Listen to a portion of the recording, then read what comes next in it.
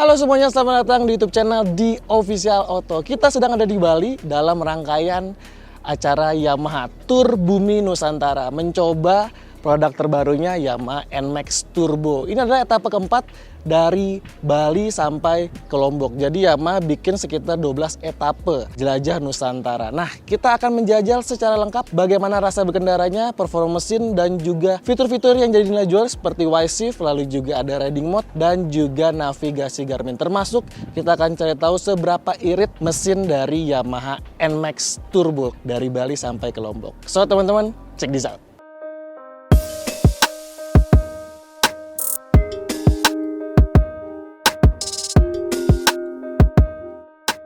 NMAX Turbo.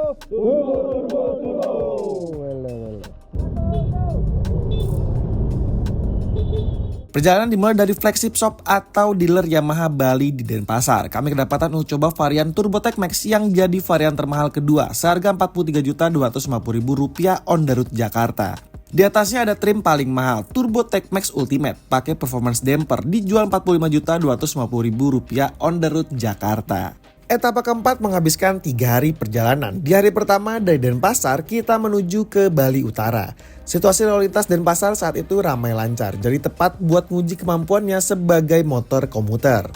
NMAX Turbo dibekali dengan 2 fitur performa. Pertama adalah mode berkendara yang terdiri dari T-Mode diperuntukkan untuk city riding, dan S-Mode yang cocok buat touring atau butuh akselerasi. Kemudian didukung juga dengan Y-Shift yang ngasih sensasi turbonya. 2 fitur ini hadir berkat teknologi YECVT atau Yamaha Electronic Continuously Variable Transmission, menggantikan sistem CVT konvensional. Di dalam perkotaan kami pakai mode berkendara T-Mode tanpa mengaktifkan Y-Shift. Nah, mesin barunya ini sudah lebih dari cukup untuk digunakan di dalam perkotaan. Karakternya jadi lebih smooth tanpa opsi riding mode, tapi tetap bertenaga. Stop and go lancar jaya, nggak ada masalah.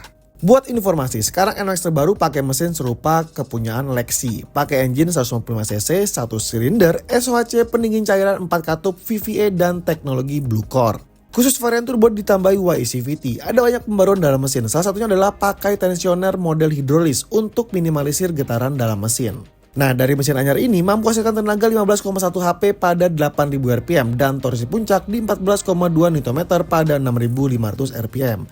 Besaran tenaganya sih sama ya dengan mesin lama, tapi torsinya naik 0,3 Nm. Pertama-tama kita mau jelasin dulu nih fungsi dari mode berkendaranya. Jadi ada 2 opsi riding mode, ngasih karakter mesin yang berbeda. Contohnya kalau motor lagi jalan konstan dari T-Mode pindah ke S-Mode, motor terasa jadi lebih nendang karena akan ada kenaikan putaran mesin 1000 rpm. 2 mode berkendara ini bedakan dari timing semprotan BBM, timing pengapian, dan settingan transmisi YECVT.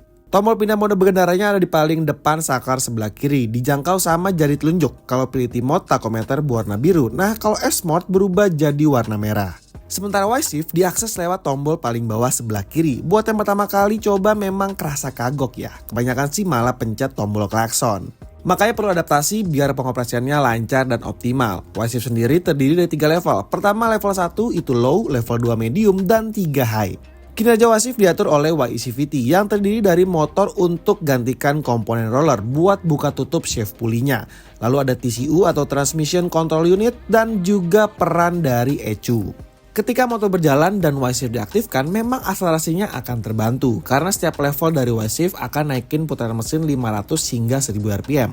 Kenaikan putaran mesin kemudian dibarengi puntiran gas lebih dalam, inilah yang kasih sensasi turbonya atau ngebantu akselerasi dari motor. Oh iya, syarat aktifin Y-Shift adalah ketika putaran mesin di 3500 rpm dan tidak akan aktif atau tidak bisa digunakan ketika sudah menyentuh 8000-an rpm.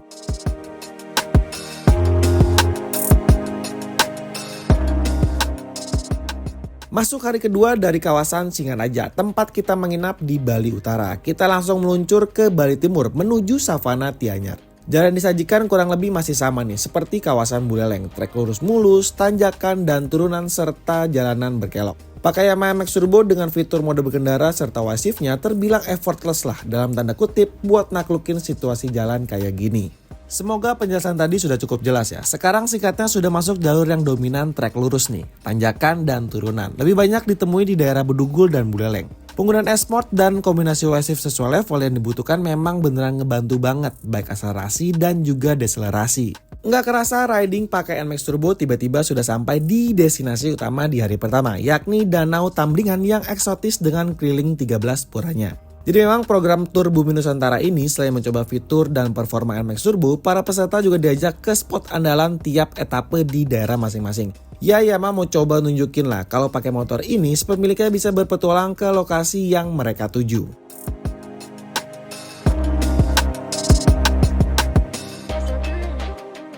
Nah, masuk ke kawasan Savana Tianyar, kita disambut sama jalanan yang gak rata, berbatu dan berpasir. Suspensi NMAX terbaru memang dapat revisi dan ubahan. Sekarang jadi lebih baik ngeredam jalan yang rusak. Karakter keras di suspensi belakang sih masih kerasa ya, tapi lebih smooth dan gak bikin bokong dan pinggang terguncang parah.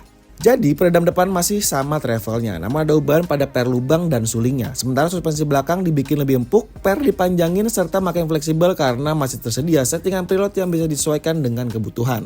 Oh iya, buat boncengan di jalan gak rata juga suspensinya makin main sekarang. Ribonnya jadi lebih pas, terutama di peredaman belakang ya. Ayunannya terasa lembut kalau dipakai berboncengan kayak gini.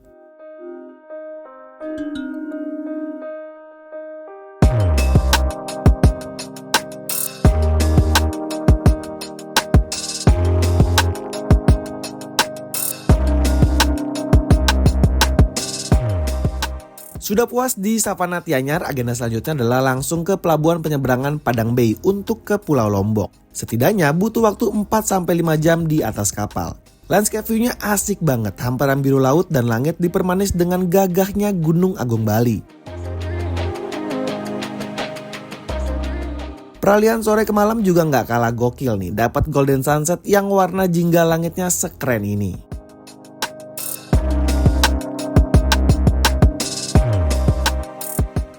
Besoknya pada hari ketiga dari hotel di Mataram, kita akan menuju kawasan Sembalun Kaki Gunung Rinjani. Menu jalannya lebih asik dan menantang dengan trek lurus, tikungan tajam, jalan menurun dan juga berkelok. Sama seperti di Bali Utara tempo hari, perpaduan S-Sport dan juga kombinasi Y-Shift sesuai kebutuhan dipakai di sini. Handling dari NMAX di tikungan dengan kecepatan agak tinggi terhitung baik, minim body roll dan juga cukup stabil. Terus gimana untuk posisi berkendara selama perjalanan? Ini masih serupa dengan NMAX lama atau seperti di generasi pertama dan juga generasi kedua yang nawarin gaya berkendara nyaman khas sebuah maxi scooter.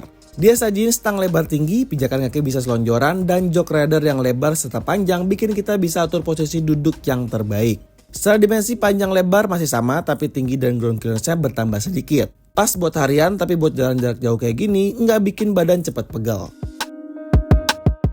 Dan sampailah di Lombok pukul 9.30 malam wita. Dari Pelabuhan Lembar Lombok jalan menuju ke hotel cukup minim penerangan. Headlamp NMAX terbaru sekarang upgrade, pakai 2 proyektor LED, lampu dekat, lebar dan terang. Ditambah high beam-nya juga fokus ke bagian tengah.